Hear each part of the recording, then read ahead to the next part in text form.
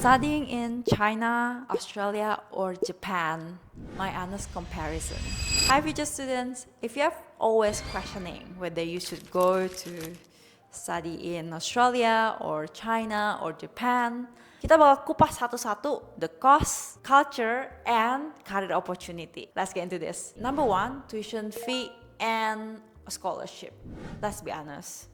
We need to talk about money. Disclaimer, yang aku infoin harga-harganya itu kurang lebih aja ya. Kemungkinan kalian bisa dapet yang lebih murah, ada juga yang lebih mahal. Pertama, Cina. Itu biasanya cheaper than the others. Kalau kamu nih contoh mau belajar bahasa Mandarin, 1 tahun tuh bisa kurang lebih 40-60 juta per tahun. Sedangkan kalau kamu pengen universitas itu bakal kurang lebih 40-100 juta per tahun. Nah untuk Australia, kalau kamu pengen belajar bahasa Inggrisnya, itu bakal cost you around 2-3 juta per minggu. Dan sedangkan kalau mau universitas itu bakal cost you roughly 100-300 juta per tahun. Dan kalau kamu mau di Jepang, ini bakal seperti kayak di middle. Belajar bahasa Jepang, it will cost you 50-100 juta per tahun, dan universitas bakal cost you around 50-150 juta per tahun. Scholarshipnya gimana? Nah, kalau di Cina sendiri, scholarship tuh banyak banget. Jadi sebenarnya kalau kamu rajin, attitude bagus, rajin sekolah, kemungkinan untuk dapat scholarship tuh lumayan banyak. Dan bahkan kamu bisa minta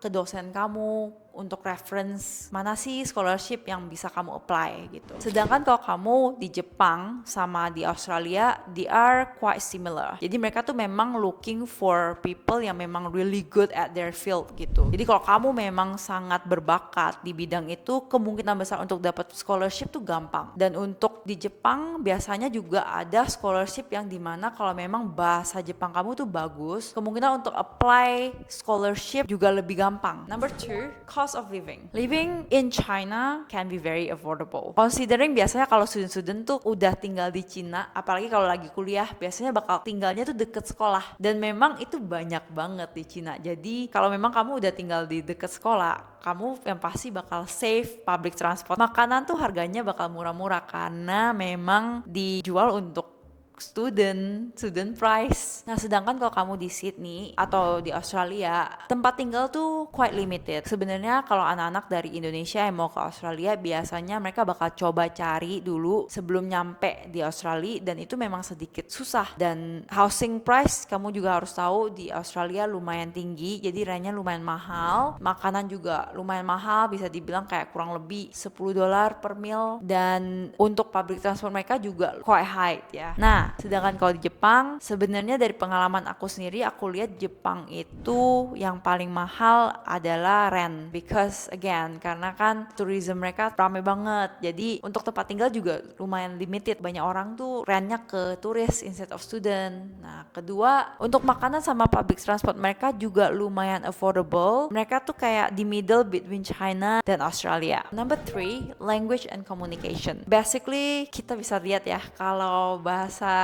Cina dan Jepang, apalagi kalau kamu memang mau sekolahnya di sana, itu mandatory. Bahkan kalau kamu sekolahnya di international school di Cina atau Jepang, bahasa negara mereka tuh penting banget untuk dikuasai, karena waktu kamu mau order makan, mau pakai public transport, bahkan aplikasi mereka itu semuanya kebanyakan di bahasa mereka masing-masing. Nah sedangkan kalau kamu di negara Australia, ya obviously they speak English, jadi itu lebih gampang untuk adapt. Dan memang untuk orang Indonesia tuh lebih gampang karena kita dari awal udah ada sedikit basic of English, jadi sebenarnya nggak bakal sampai susah banget untuk survive. Number 4, quality of education and teaching style. China and Japan can be very similar in a sense like they are very traditional. Kalau aku lihat mereka lebih fokus the way that you memorize things, the result of your exam, your essay, itu mereka tekanin kamu harus bagus banget. Sedangkan kalau kamu di Australia, they are very open. In a sense like kalau kamu memang punya ide baru, mereka happy to hear, mereka open for discussion. Terus banyak banget kayak group study. Jadi somehow I feel like sebenarnya belajar di Australia bisa very interactive ya. But again, everything is all about experiences. So don't worry about it too much. As long as you study, you'll be fine. Number 5, culture and student life. Student life in China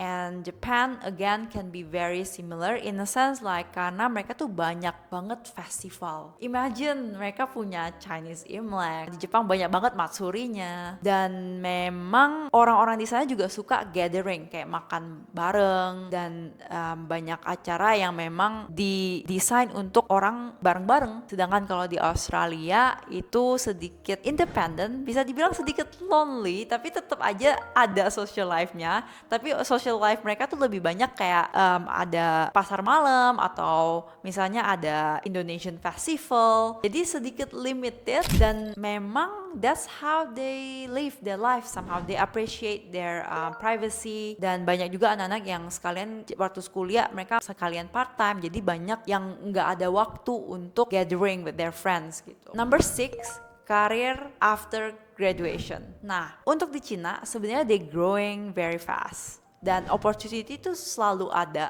kalau kamu bisa Mandarin. Cuma the downside adalah karena orang Cina tuh banyak banget. Jadi kamu harus compete dengan orang lokal. Mungkin that's a tricky part ya. Jadi untuk dapat sponsor, pathway untuk stay long term in China tuh sedikit limited. Nah, sedangkan kalau kamu di Australia dan Jepang, they are very open. Jadi apalagi kalau memang jurusan yang kamu pilih itu mereka butuh banget di negara mereka. Job opportunity itu banyak banget dan sponsor juga. Yes, apalagi kalau memang kerjaan kamu bagus. The thing that you need to be concerned about adalah ya bahasa skillnya. Kalau kamu di Australia, kamu harus make sure kamu have a good English skill. Sedangkan kalau kamu di Jepang, you need to make sure that you have a very high level of Japanese language. Quick pros and cons. The quick summary ya. Kalau kalian suka yang something more affordable, cultural experiences, to be honest, I think China and Japan can be very good option. Apalagi kamu bisa menguasai bahasa Cina dan Jepang, it can be a good asset for your future career. Kalau kamu memang mau something slightly different, lebih westernized dan lebih,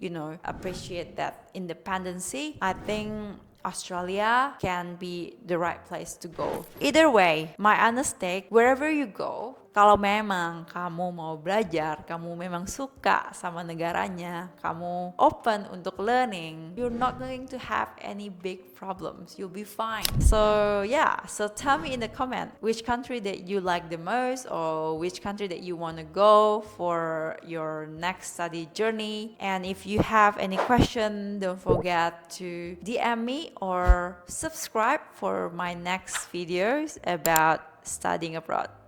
Bye for now.